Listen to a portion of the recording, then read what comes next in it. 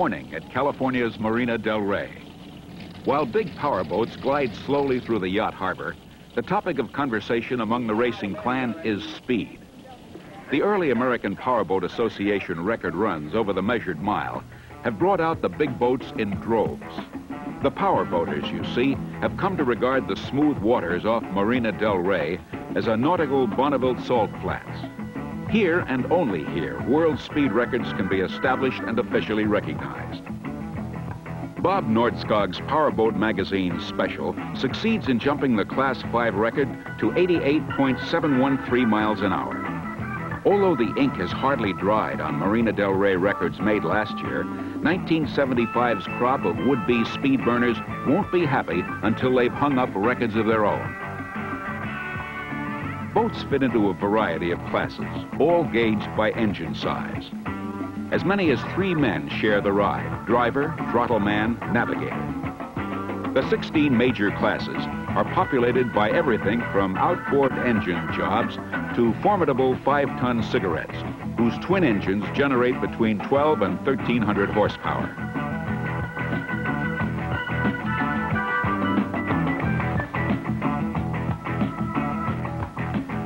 Engines are fine-tuned to the hilt and asked to run absolutely flat out for a mile. Experimenting with hull shapes and other odds and ends is costly and time-consuming, but considered well worth it if the end result is a record. Ocean speed seems far faster than land speed. One veteran speed run participant described it this way: going 80 miles an hour on water is the equivalent of 200 miles an hour on land. During the speed runs, a sizzling 80-mile-an-hour dash is recorded by Bob Ross's Sport 2 boat. Production and sports boats from 7 other classes also joined Ross in the spree of record setting.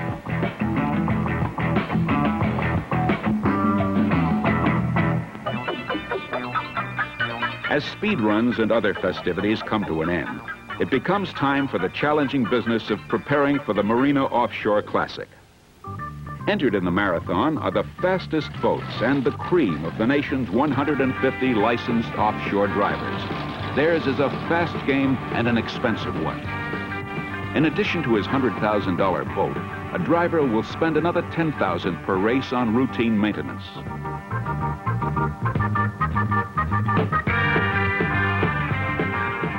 Compasses must be swung before a race, and a tough safety inspection carried out on each boat.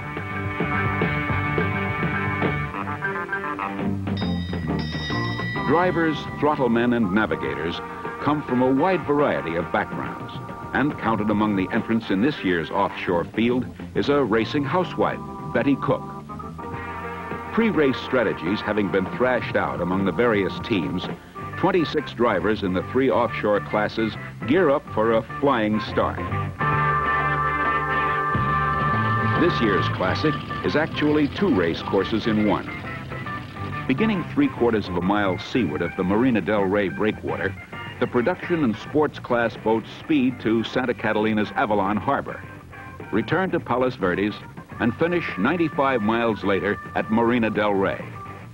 Meanwhile, the race's high-flying powerboats will race almost twice as far, past Santa Monica, and then completely clockwise around the island.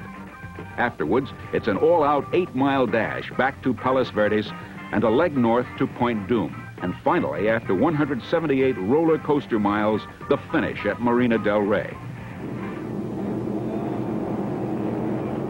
The signal to line up brings the powerboat fleet to the starting line at 45 miles an hour. It's a race.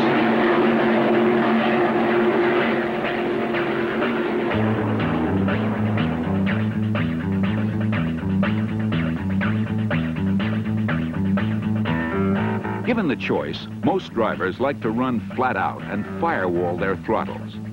Firewalling is a term you hear a lot in offshore vernacular. It means to ram both engines to peak speed and hold them there for an entire race. More prudent pilots prefer to conserve their boats.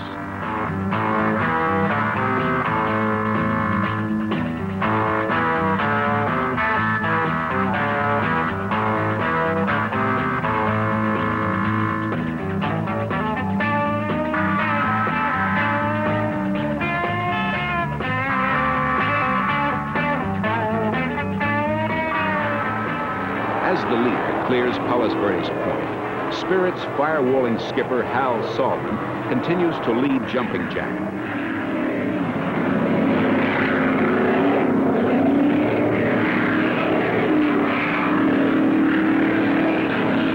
Less than a minute behind comes Bob Nordskog's immaculate Powerboat magazine special. The 62-year-old Nordskog has spent a dozen years racing powerboats.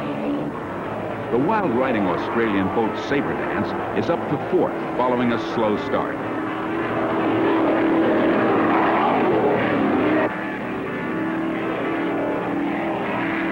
Water conditions are perfect. Taking advantage of them is Betty Cook's 36-foot cigarette, the Kema. It's only Betty's third ride in a big offshore boat after earlier cutting her teeth in the smaller sports classes.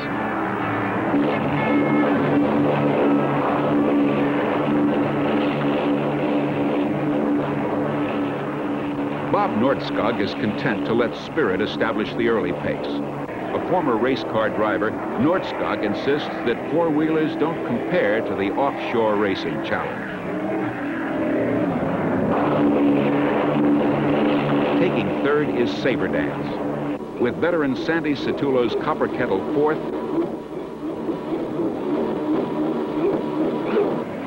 and Betty Cook's Kema fifth.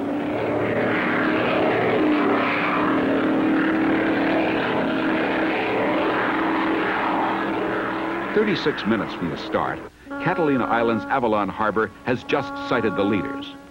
Well in front is Spirit.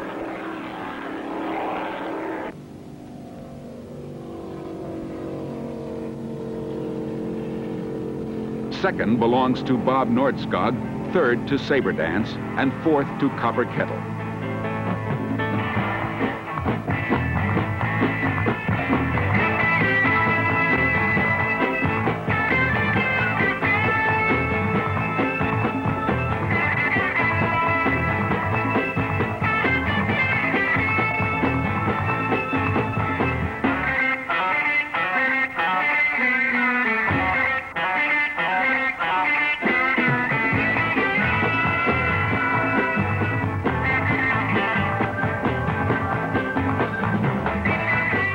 As the leaders continue their clockwise tour of the island, a series of mechanical breakdowns are about to occur.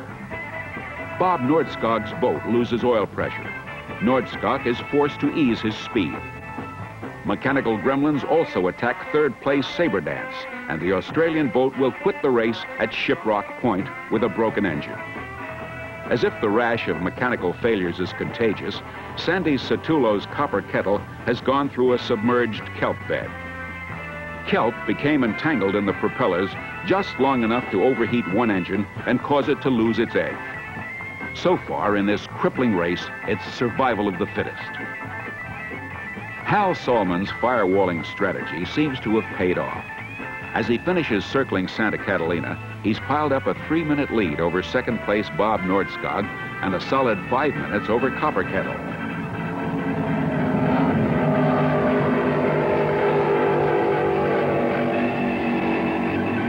Now in his second year of offshore racing, Salman has the opportunity to clinch his third major victory of 1975. All he has to do is keep Spirit going and hold his competition behind him.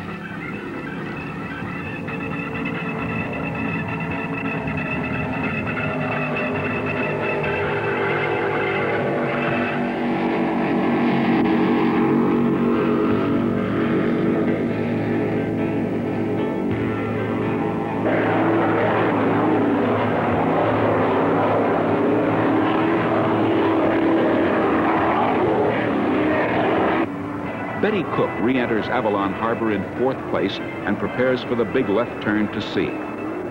The powerboat battle enters its crucial stages. It's time to forget about strained necks and stiff and aching shoulders and to concentrate.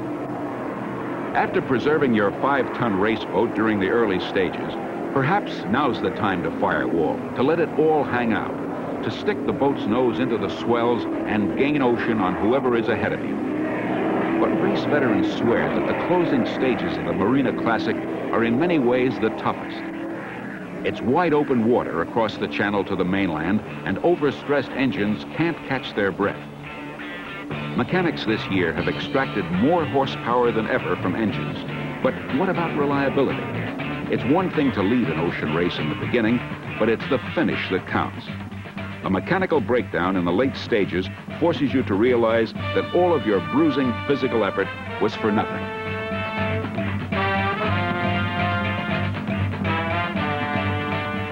Wait a minute, what's this? More mechanical gremlins, and this time they've attacked the race's leader. Spirit and Hal Salmon have lost starboard power.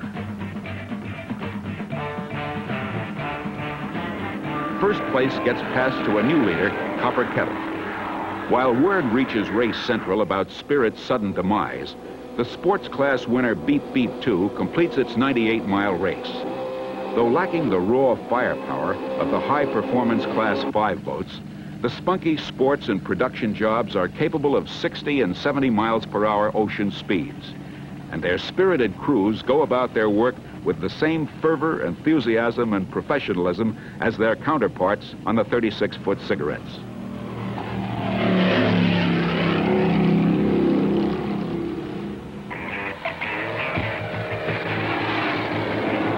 Sandy Satullo looks like he has this race wrapped up.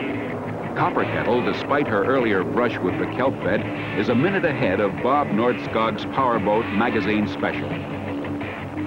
Kema is third and Super Toad fourth.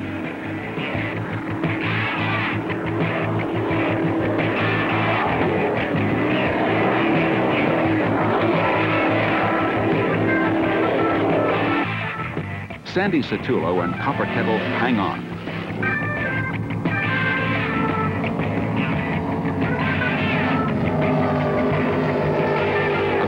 Sportsman and restaurateur, Satullo used to be victimized by mechanical breakdowns in offshore racing. Then he switched from being a firewaller into one of the most consistent drivers on the U.S. offshore tour. His victory in the Marina City Classic earns him more than enough championship points to clinch the 1975 national driving title. Second, making up 30 seconds in the closing miles, comes Bob Nordskog. But perhaps the really eye-opening ride was the one turned in by offshore racing's First Lady, Betty Cook.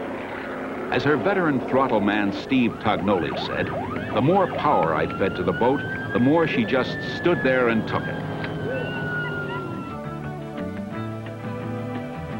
It was a good race.